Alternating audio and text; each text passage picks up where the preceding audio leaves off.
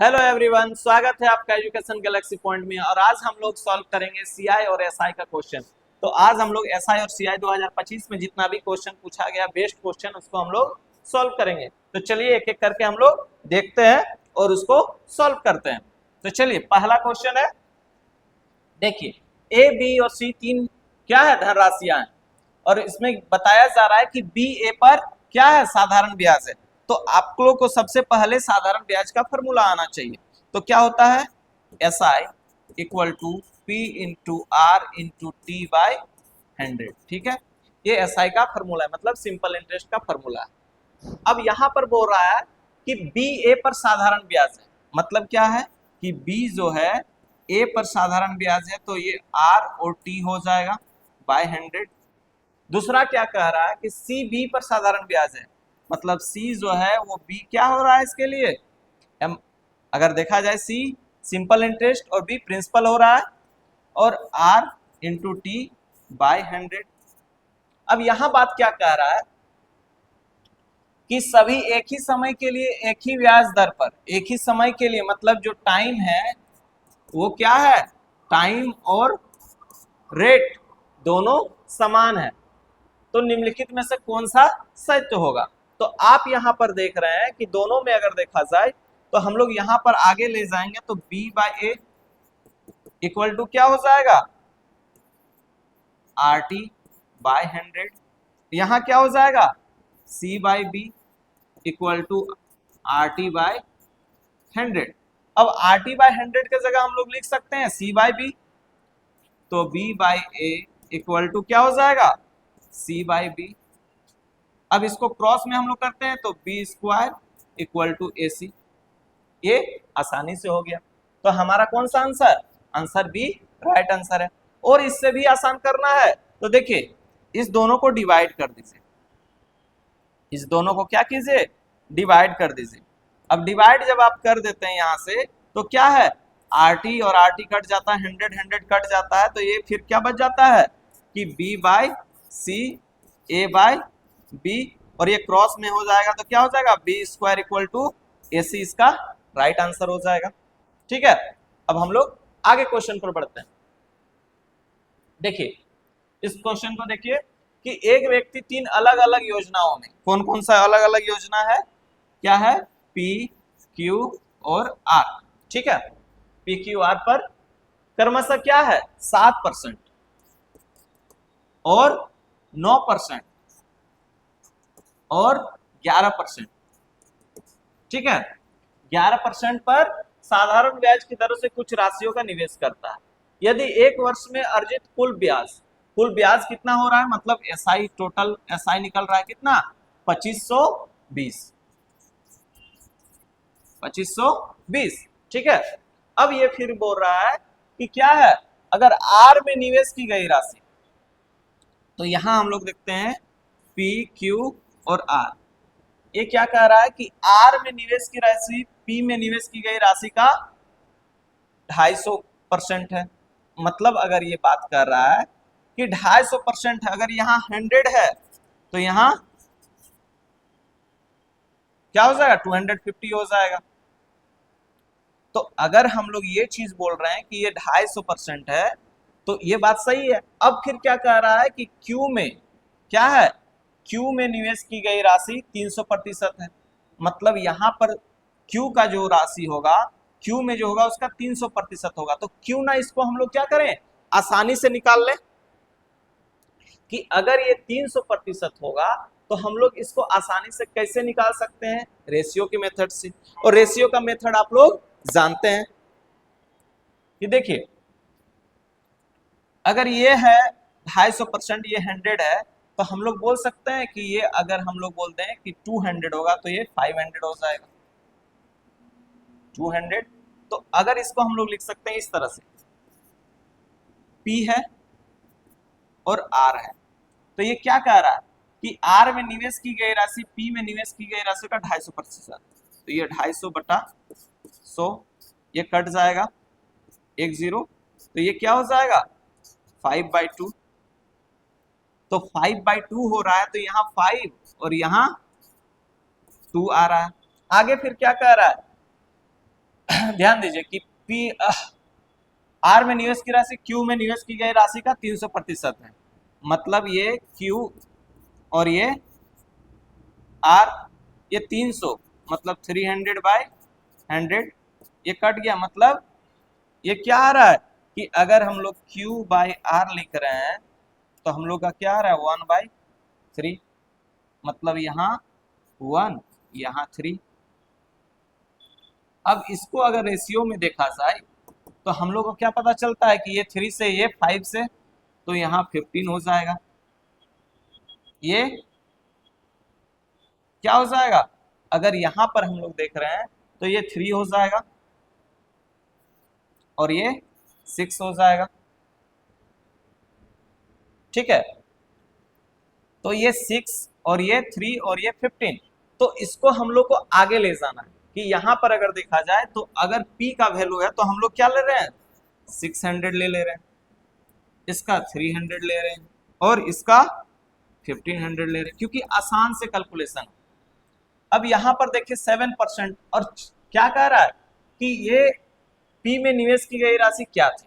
तो यहाँ पर हम लोग देख रहे हैं तो कितना 42, ये कितना अगर 9 से 27 और इसमें अगर देखा जाए तो 100, तो हम लोग क्या देख रहे हैं कि 165 आ रहा है।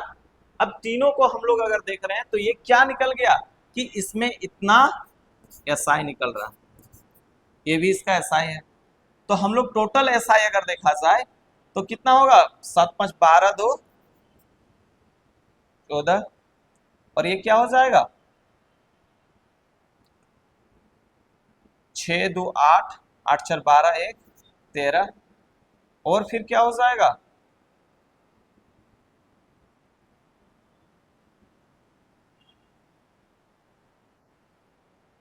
6 2 8 2 10 कुछ देखिए 7 5 12 और 2 14 हाथ मेरा 1 6 2 8 8 4 12 1 13 हाथ मेरा 1 234 आ रहा है। ठीक है, तो हम लोग देख लेते हैं कहां पर दिक्कत हुआ है। तो 234 ये तो नहीं हो सकता है। अगर यहां पर देखा जाए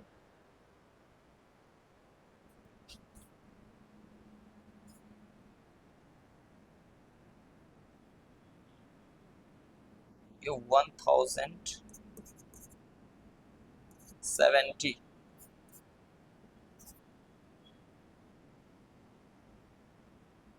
7 5 12 2 फिर 6 2 8 8 4 12 1 6 2 8 8 4 12 12 1 13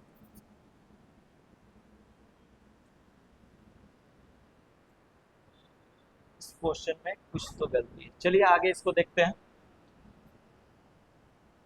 देखिए अमन एक स्टार्टअप के लिए 30,000 रुपये की आवश्यकता है। स्टार्टअप करता है तो इसको 30,000 की आवश्यकता होती है। उसने इस राशि को साधारण ब्याज की शर्तों के तहत निजी ऋणदाताओं के बीच में विभाजित किया। ए 9% पर साधारण, ए क्या है 9% पर है, बी 6% पर है और अपने दोनों ऋणों को 4 वर्ष के लिए रखा। कितना के लिए 4 वर्ष के लिए। तो ये चीज ध्यान देना है।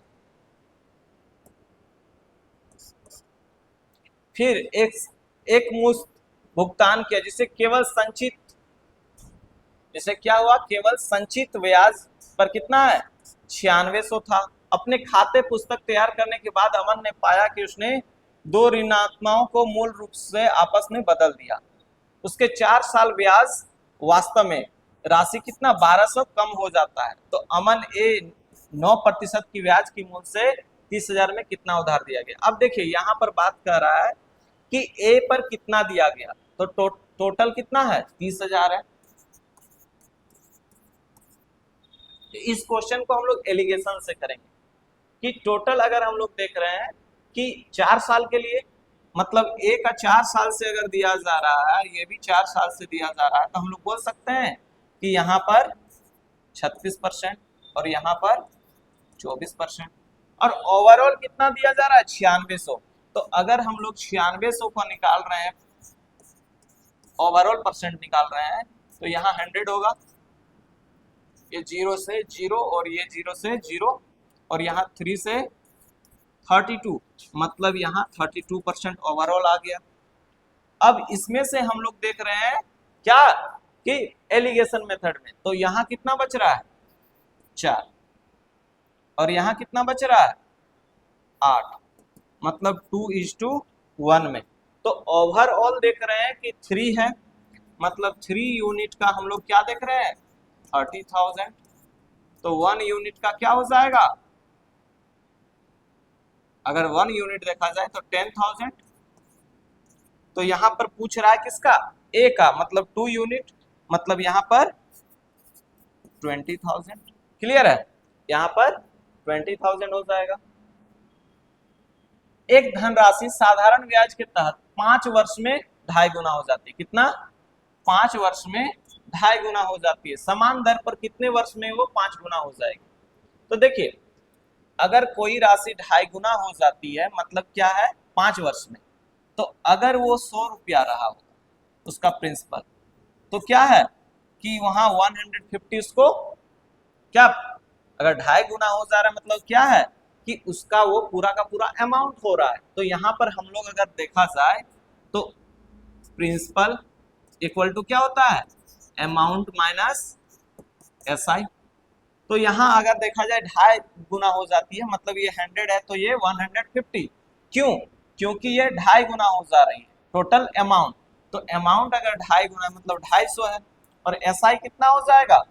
तो अगर प्रिंसिपल हम लोग निकालेंगे तो अगर यहाँ 150 हो जाएगा तो ये निकल जाएगा कितना? 100। ये बात क्लियर है? अब ये फिर कह रहा है कि समान दर से कितने वर्ष में। अब इसका हम लोग को रेट कितना? 5 साल में, और रेट निकालना है। तो यहां से तो हम लोग का रेट कितना निकल जा रहा है? 150/5, मतलब 30%। कितना निकल रहा है? 30%। अब आगे हम लोग देख रहे हैं तो क्या हो जाएगा? ये पूछ रहा है कि समान दर पर 5 वर्ष में हो जाएगी। अब समान दर पर बोल रहा है कि 5 वर्ष में हो जाएगी, तो दोनों को बात को समझना है क्या कहना चाह रहा है कि एक साधारण ब्याज की दर से 5 वर्षों में 2.5 गुना हो जाती है। समान दर पर क्या है? समान दर पर कितने वर्षों में? अब वो टाइम पूछ रहा है कि 5 गुना हो जाएगी, तो 5 गुना हो जाएगी, तो अगर हम लोग बोल दे 5 गुना मतलब 400, उसका क्या निकला होगा? SI निकला होगा। ये 100 और इसका रेट 30%, नीचे 100, और ये पूछ क्या रहा है? टाइम पूछ रहा है। 100 से 100 कैंसिल हो गया, और ये 0 से 0 कैंसिल, मतलब टाइम इक्वल टू 40/3%। तो हम लोग बोल सकते हैं कि ये कितना हो जाएगा? 13 होल 1/3%। और ये ऑप्शन कौन सा है? ऑप्शन नंबर बी हमारा राइट आंसर है। ठीक है,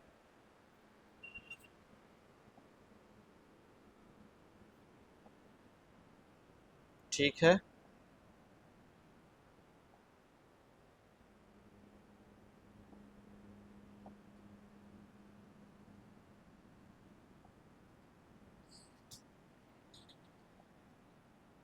अब आगे हम लोग देखते हैं कंपाउंड इंटरेस्ट का। ये क्या कह रहा है कि एक विक्रेता 12% वार्षिक चक्रवृद्धि ब्याज पर क्या है? 7400 रुपये उधार देता है। तो ये उधार राशि है तीसरे वर्ष पर। ये क्या बोल रहा है कि तीसरे वर्ष पर ज्ञात कीजिए, मतलब ये 3 साल का नहीं कह रहा। अगर आपको CI और SI, देखिए CI का क्या फॉर्मूला होता है, अगर CI का बोला जाए तो P इंटू 1 + R/100, और ये T, और इसको फिर हम लोग क्या करेंगे? 1 से माइनस करेंगे, तब हमारा निकल जाएगा CI। लेकिन अमाउंट इक्वल टू क्या होता है कि P into 1 plus R by 100 और ये टाइम। तो ये दो फॉर्मूला है और ये तीसरे साल में पूछ रहा है, तो तीसरे साल के लिए हम लोग क्या करेंगे, कुछ अलग निकालेंगे। तीसरे साल के लिए क्या करेंगे, कुछ अलग निकालेंगे। तो देखिए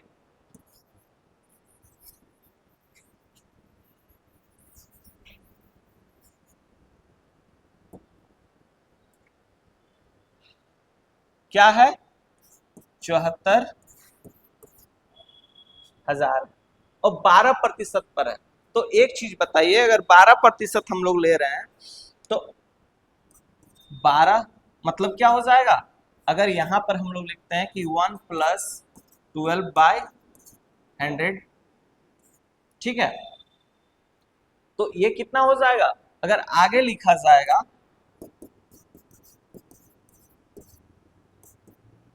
और ये क्या हो जाएगा, अगर ये 2 साल के लिए, क्योंकि ये तीसरे साल का पूछ रहा है, तो तीसरे साल का हम लोग अगर निकालेंगे तो 2 साल निकालने के बाद तीसरे साल का निकालेंगे।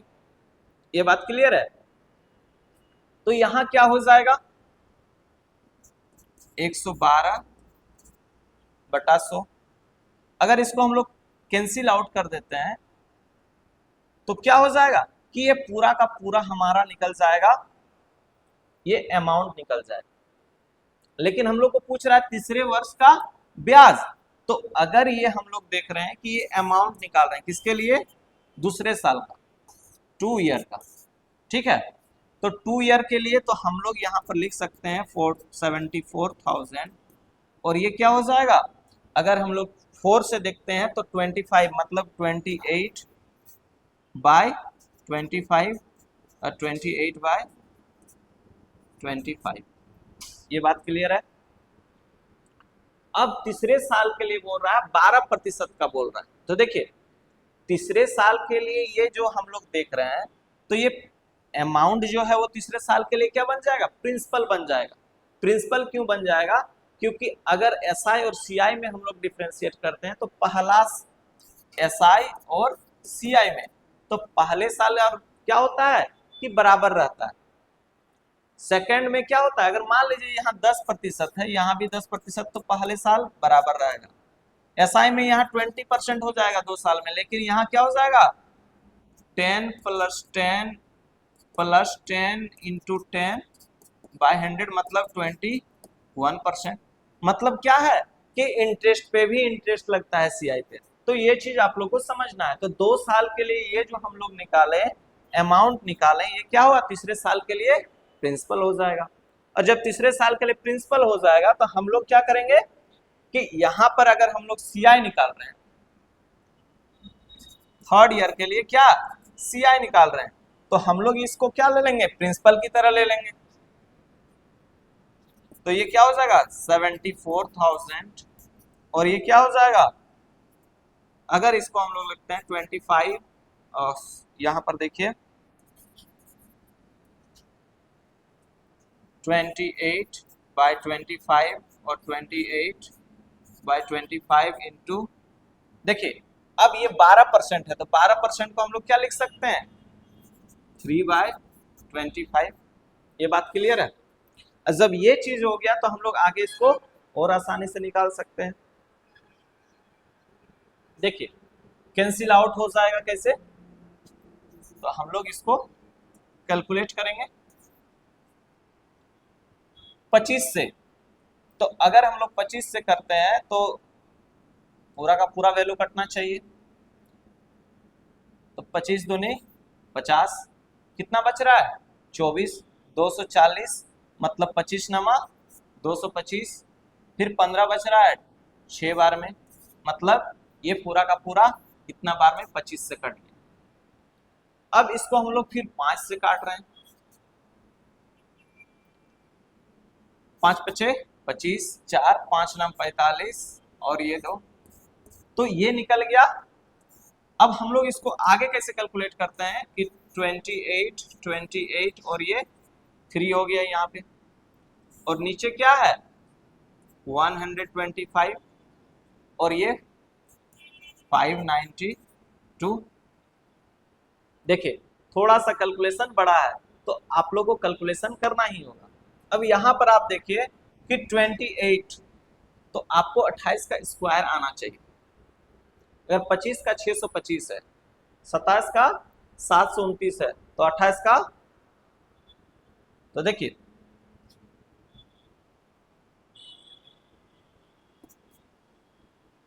यहां पर हम लोग कैलकुलेट करते हैं इसको।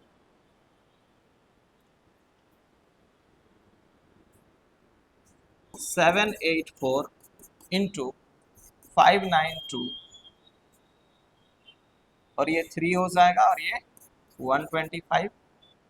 तो इसको पहले मल्टीप्लाई करते हैं हम लोग, ठीक है।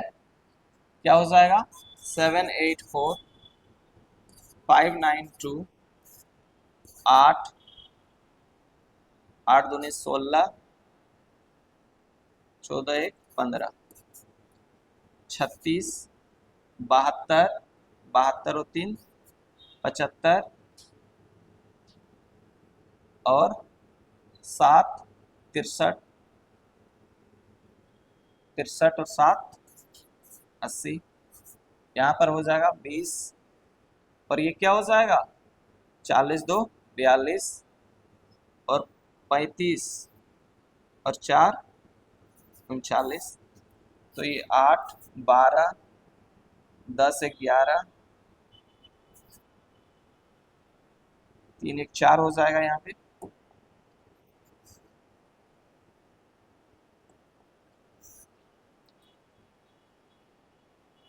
ग्यारह 3 1 4 9 8 17, ये आ गया वैल्यू। अब इसको हम लोग 3 से करते हैं। 8 तिया 24, 6 2 8, 3 12 21 और 1 22, फिर 12 2 14 और ये क्या है 125। तो हम लोग आगे क्या करेंगे कि 125 से डिवाइड करें और उसको क्या करें 8 से मल्टीप्लाई कर दें। 1 4 2 2 3 8 4, इसको क्या करना है 125। मतलब इसको अगर हम लोग 125 से डिवाइड करें या फिर हम लोग क्या कर सकते हैं कि इसको 8 से मल्टीप्लाई कर देते हैं। तो 8 से अगर मल्टीप्लाई करते हैं तो देखिए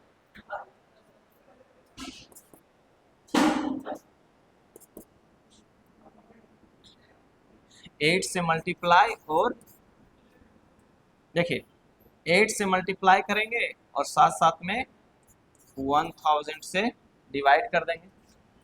तो ये 32 हो जाएगा, 64 67 हो जाएगा, फिर 6 24 36, हाथ मेरा 3 16 3 19 और फिर क्या हो जाएगा 19 1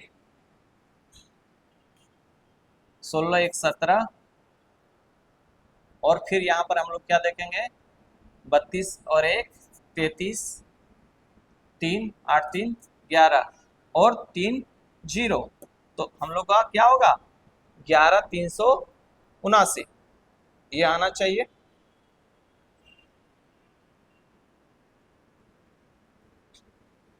तो ये हमारा राइट आंसर हो जाएगा ऑप्शन सी। थोड़ा सा कैलकुलेटिव है। कोई धनराशि चक्रवृद्धि ब्याज पर 3 वर्ष में अपनी 3 गुनी हो जाती है, तो ब्याज दर क्या होगा। देखिए कोई धनराशि है जो अपना क्या है कि अगर 3 वर्ष में 3 गुनी हो जाती है, तो अगर हम लोग देखते हैं कि अगर ब्याज 3 गुनी, एक धनराशि चक्रवृद्धि ब्याज पर 3 वर्षों में अपनी 3 गुनी हो जाती है। 3 वर्ष में मतलब 3 ईयर में 3 गुनी। अगर हम लोग P मान लेते हैं कि उसका प्रिंसिपल है, तो इसका ब्याज क्या 3P हो जाएगा। और ये कितना 3 वर्षों में, ठीक है। ये बात क्लियर है कि कोई राशि 3 गुनी हो जाती है कितना 3 साल में। लेकिन ये पूछ रहा है चक्रवृद्धि ब्याज में। तो चक्रवृद्धि ब्याज में जब होगा तो हम लोग को क्या पता है कि अगर टाइम दिया हुआ तो ये तो आसानी से हम लोग निकाल सकते हैं। कैसे देखिए यहाँ 1 होगा,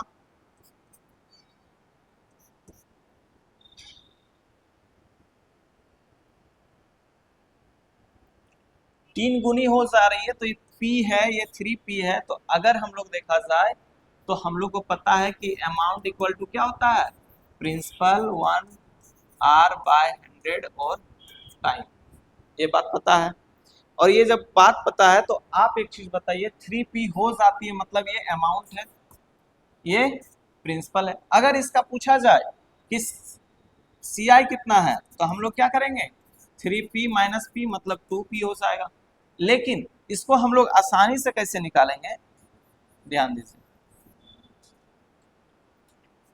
और देखिए रेट तो हम लोग को यहाँ पता नहीं है, रेट क्या पता है, तो आप लोग बोलिएगा कि रेट तो नहीं पता है, तो रेट को हम लोग R ही ले लेते हैं। और ये 100 और कितना है, 3 साल के लिए, तो टाइम के जगह पर क्या लगेगा, 3 लगेगा। ये बात क्लियर है। इसी को हम लोग लिख सकते हैं 3P/P, और ये क्या हो जाएगा 1 प्लस R बाय, अगर ये लिखा जाए तो ये 100 हो जाता। तो यहाँ पर हम लोग क्या करते हैं, इसको अलग इंडिविजुअली लिखते हैं।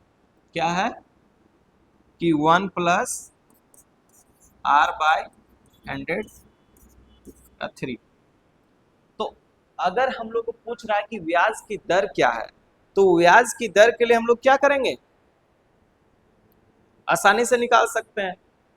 ये P कट गया तो 3, और ये क्या हो जाएगा 1 प्लस R/100, और यहां पर ये हट जाएगा, देखिए 1 प्लस R/100। तो यहां अगर हम लोग क्यूब रूट करेंगे मतलब क्या है, यहां दे देंगे तो ये हट जाएगा, हट जाएगा ना। अब ये हट जाएगा तो आप लोग को एक चीज पता होना चाहिए कि 3 का अगर हम लोग क्यूब रूट निकालेंगे, अगर 3 का क्यूब रूट निकालते हैं तो 3 का क्यूब रूट कैसे निकलेगा, 3 0 0, ये हो गया ना यहां तक। अब एक चीज बताइए कि 3 जो है वो अगर 3000 देखा जाए तो किस किस स्क्वायर के अंदर में, क्यूब के अंदर में आ जाता है। तो हम लोग 3000 को देख रहे हैं, तो हम लोग को पता चल रहा है कि 3000 जो है, तो इधर देखिए अगर 15, तो 15 तो होगा, फिर 14 और 15, ठीक है।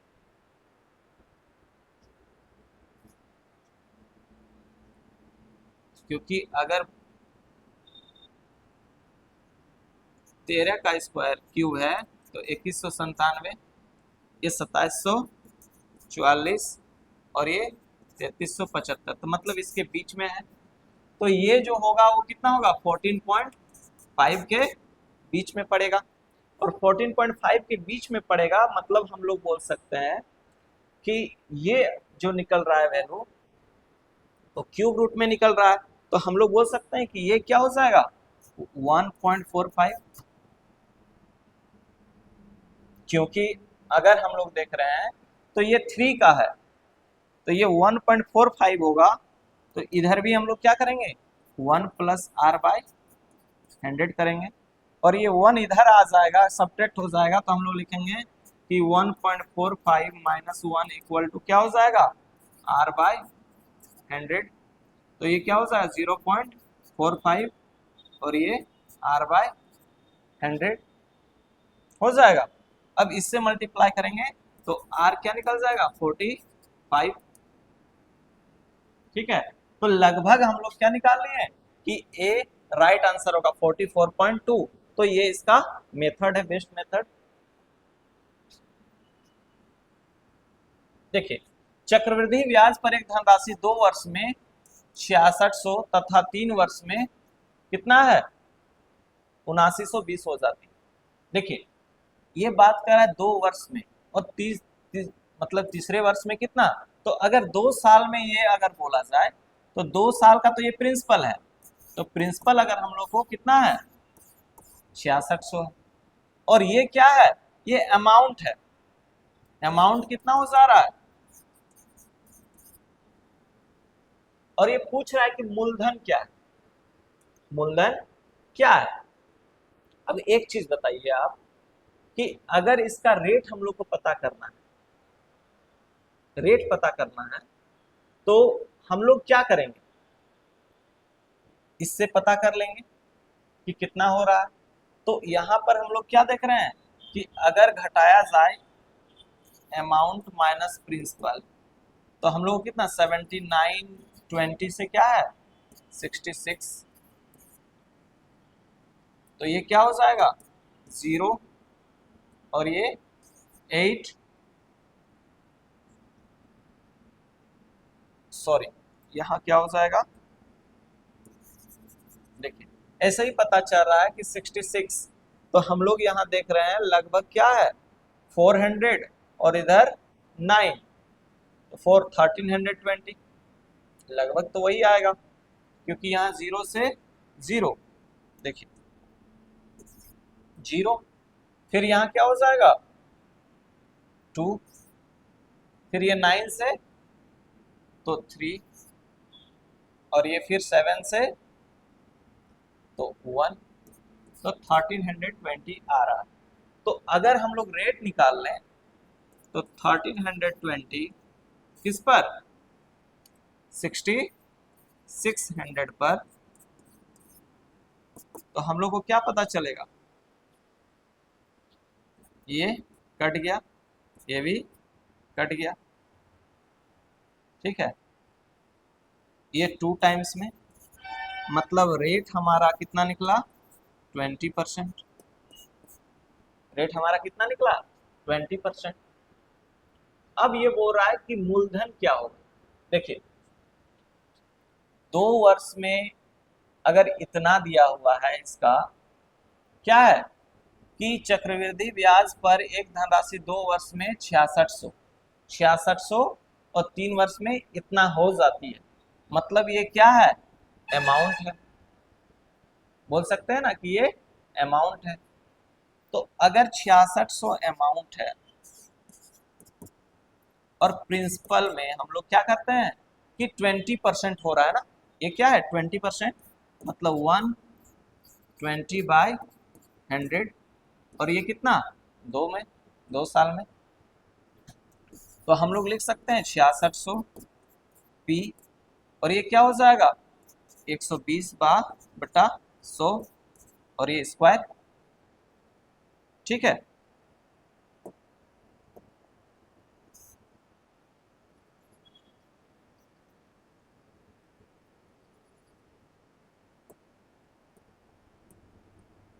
देखिए अब यहां से क्या करेंगे हम लोग 6600 P, ये 0 से 0 कट गया, मतलब 144/100, तो P इक्वल टू हम लोग क्या लिख सकते हैं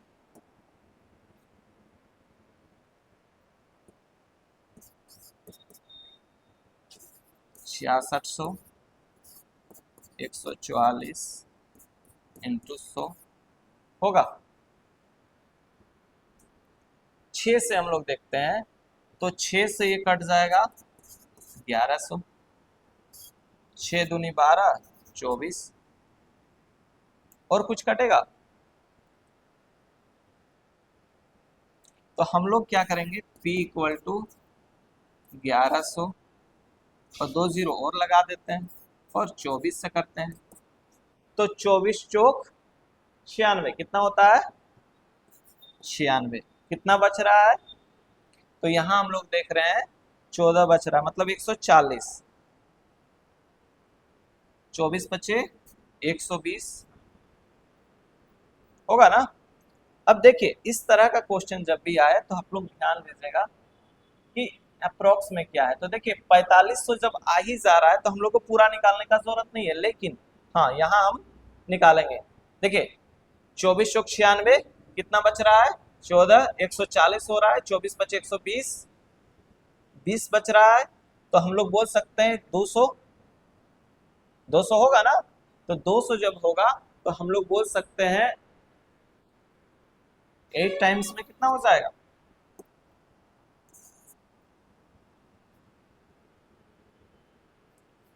24 × 5 = 120, 24 × 144, 192, फिर कितना बच रहा है 8, मतलब 80, 24 दिया 72, और फिर कितना बच रहा है 8, 24 दिया 72, मतलब ये लगभग 4583।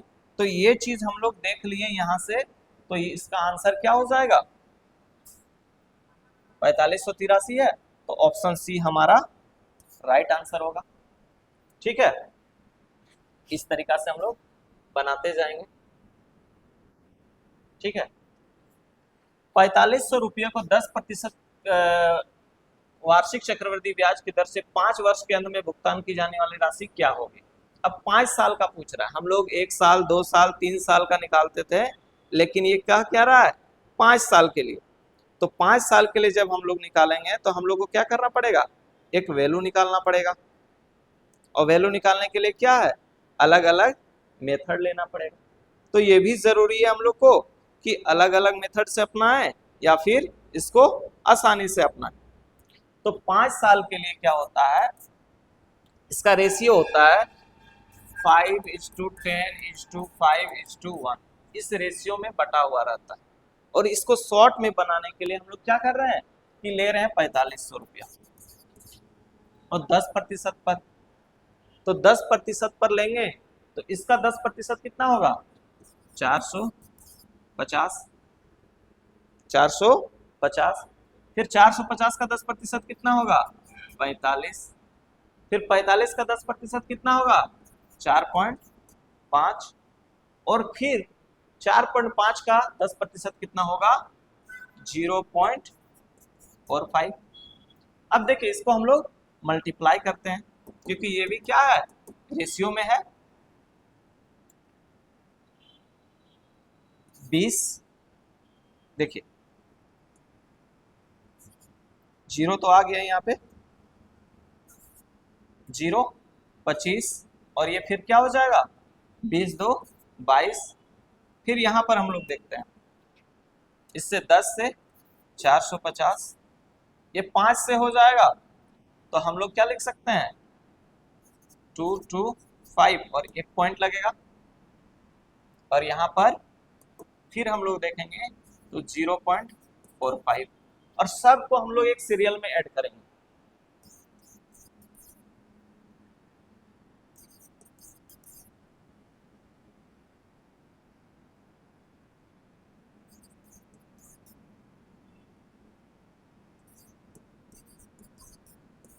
ये 5, ये 9, ये 2, 12, 6, 7, और ये यहाँ 2 ही हो जाएगा।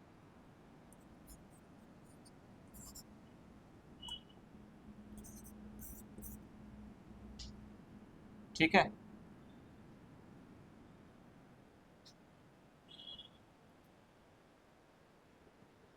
तो इस तरीके से हमारा क्या निकल गया, ये निकल गया पूरा का पूरा हमारा CI। अब CI निकल गया तो हम लोग को क्या पता चल रहा है कि ये अगर CI है तो अमाउंट निकालेंगे, तो अमाउंट इक्वल टू क्या होता है प्रिंसिपल प्लस CI, मतलब 4500 प्लस 2722.95। तो यहाँ से तो हम लोग को पता चल रहा है कि ये 95, फिर पॉइंट यहाँ रह जाएगा, ये 2, 2, और ये कितना हो जाएगा 12 कैरी 1617, मतलब क्या होगा 7222। तो ये अप्रोक्स में आप लोग का क्या है लगभग इतना ही आएगा।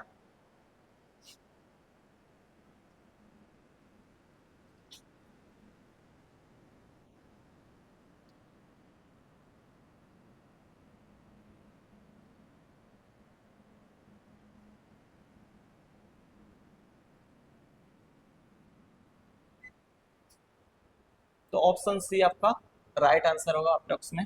ठीक है, तो मिलते हैं नेक्स्ट क्लास में। इसके साथ ही हम लोग